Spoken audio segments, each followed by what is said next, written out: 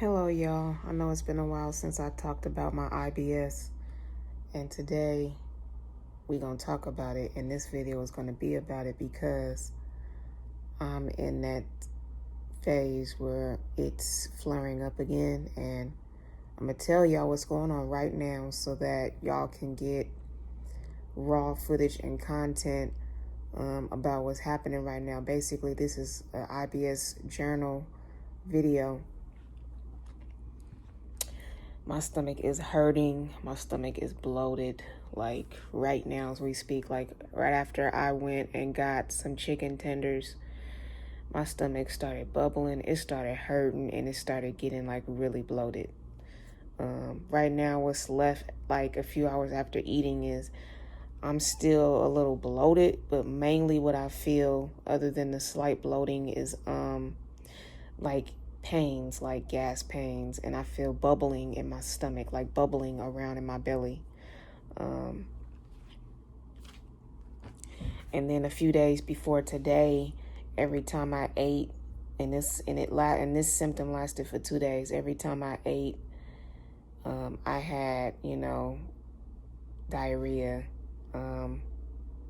My bowels would just be really soft and runny, and my stomach would just hurt really, really bad. So what I'm experiencing is bad stomach pains, gas, bubbling, and today it was like really heavy bloating. So I'm gonna have to go back on the IBS diet because my stomach has to heal now, because the way IBS works is you go on a gluten-free diet for 6 weeks at a time, and then when you are at your 6th week and your last day, you wean yourself back on to the gluten foods and the dairy foods, but you don't just douse yourself into it. You got to wean yourself back on.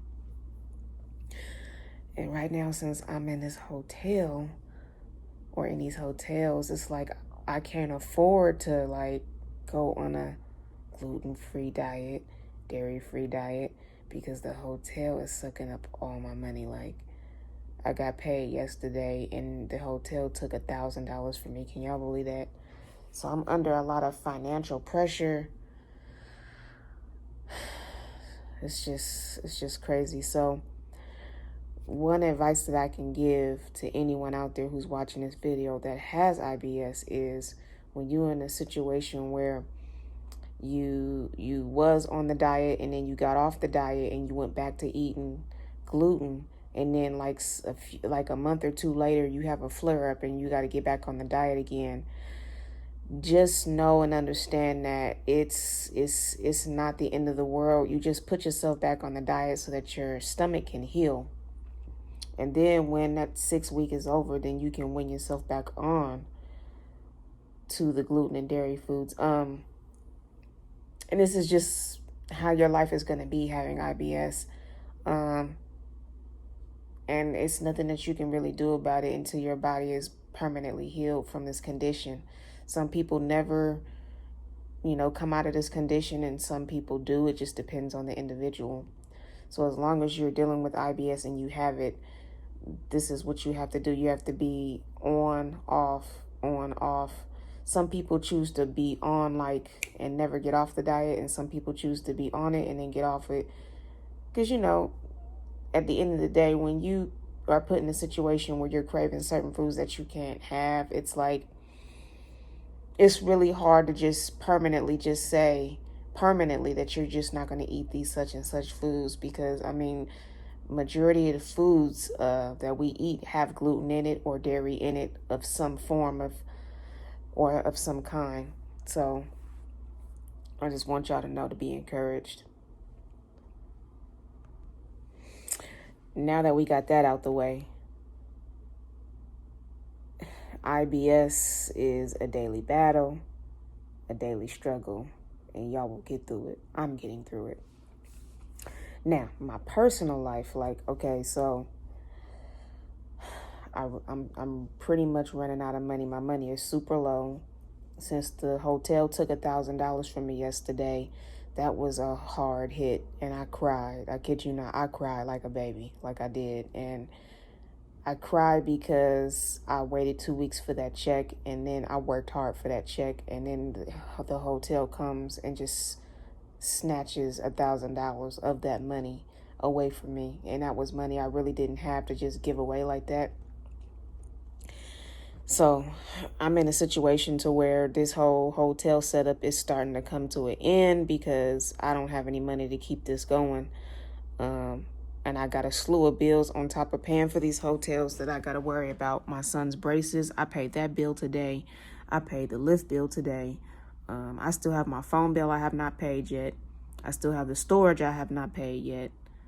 I still have the hotspot bill that I have not paid yet. And then I still have laundry to do in like the next couple of days. I have to put gas in the car. I have to eat. So all of this is just mountain. It's like, it's beginning to get to a point where shit, I can't win for losing, you know what I mean? And the very person who put me in this situation in the first place, it's like I'm having to grit my teeth and bite the bullet and ask him to help me, because I can be prideful and say, well, fuck it. I can stick this out. I can do it, but I can't do that because I have kids. And one of my kids was going to be with me, which is my oldest son. And it would be unfair of me to be prideful and say, okay, well, I'm just sleeping in my car, but make him do it too. That's not fair, because whatever is going on with me and my spouse, it ain't got nothing to do with him. And it's not fair to make him sleep in the car. So because I have kids, and because one of my children was going to be with me during this time, I was going to go and pick them up and bring them back here with me. But I thought about it some more, and it's not right to do that. Like, that would be an irresponsible thing for me to do on my part as a parent, is to have my son sleeping in the car. And I just can't do that. For the life of me, I can't stomach that. You know what I mean? And that's the main reason why my other kids is not here. Like, I had to throw away my pride and swallow it and just let my in-laws keep my other 2 kids so that they wouldn't be in a hotel. Now I'm having to swallow my pride and tuck my tail between my legs some more. And I'm just having to say, you know what, my son, my oldest son, he can't sleep in the car. And I have to just do what I got to do to get this debt paid, because I spoke to my spouse and he agreed to sign the document to release the funds to get the debt paid. But he didn't say this, but he implied it, that basically he'll be willing to do it as long as I cooperate with him. And that just basically means I go to where he's at for the time being. He says, oh, well, you need to rest yourself. All you do is work. You work too hard. You need to rest your body. You need to focus on your health. You need a break. He says all that, but underneath all of that, what he really is trying to do is trying to fix what was broken between us. And I'm just in that headspace where I don't want to fix it. I don't desire to save the marriage. I'm at that point. And like I said to him earlier today, you fucked up so much, like to the point where I have no desire, no want, or no need, like, to stay in this marriage, because all you have ever done was let me down and put me through so much stuff. And then you never were responsible financially, you know? So he admitted to all of that, and he said he understood and all this, that, and the third. But once this debt is paid, I just want to get back to where I'm at and get my own place and then just do my own thing. And some people may look at it and say, oh, I'm being selfish, but I'm in that headspace where I just want to do my own thing. So anything I can do to lighten the load for myself, at least temporarily, and just get this debt paid and cooperate with him so this debt is paid, and so that I can work on my credit and just work on my little goals that I had for real estate and try to get my own place. So that's where I'm at right now. Today's just not a good day. And it is what it is. My brother's mad at me. I'm pretty sure he might watch this video. Even if he doesn't, that's okay too. So that's where I'm at with that. I will have more coming to you guys soon, so stay tuned. I did something today that I'm not proud of. Like,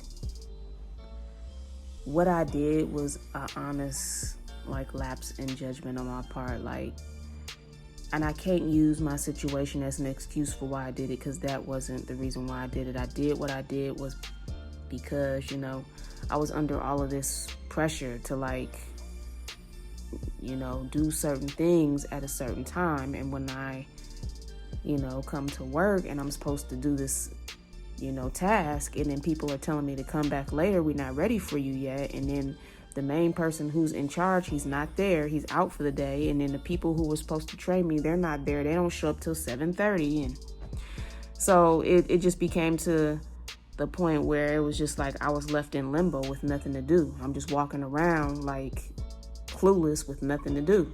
And I've done that like 4 nights in a row, 5 nights in a row. And then it got to the point where I was just like, you know what, screw it.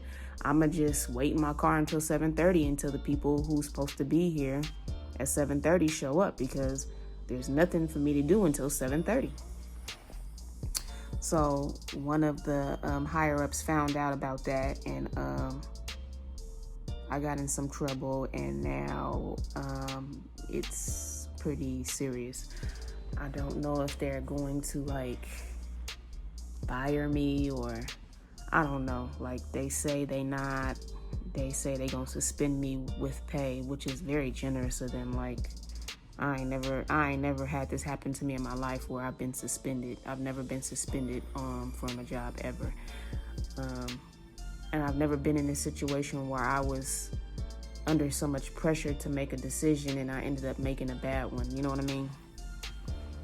At the end of the day, I'm just disappointed in myself, because what I should have done was just brought that to one of the higher ups' attention the very next day, during the day when they were there at work, right before my shift starts later on that day, because, you know, the higher ups are there in the earlier part of the day. I'm not scheduled to come in until the latter part of the day. So what I should have done is just went up to the office and explained what was going on in the earlier part of the day, and that this whole situation could have been prevented. So this is all totally my fault. At the end of the day, I can't cry over spilled milk. All I have to do now is just move forward. You know what I mean? This is just a lesson learned for me. Like, even though I'm dealing with my own personal things in my personal life, you know what I'm saying, I can't let that cloud my judgment and cloud my way of thinking, and I end up doing something that pretty much cost me, you know, and now I'm dealing with the consequences. You know what I mean? I don't want to keep this video too much longer, but that's the update on me at this point. I'll see y'all in the next video. Later.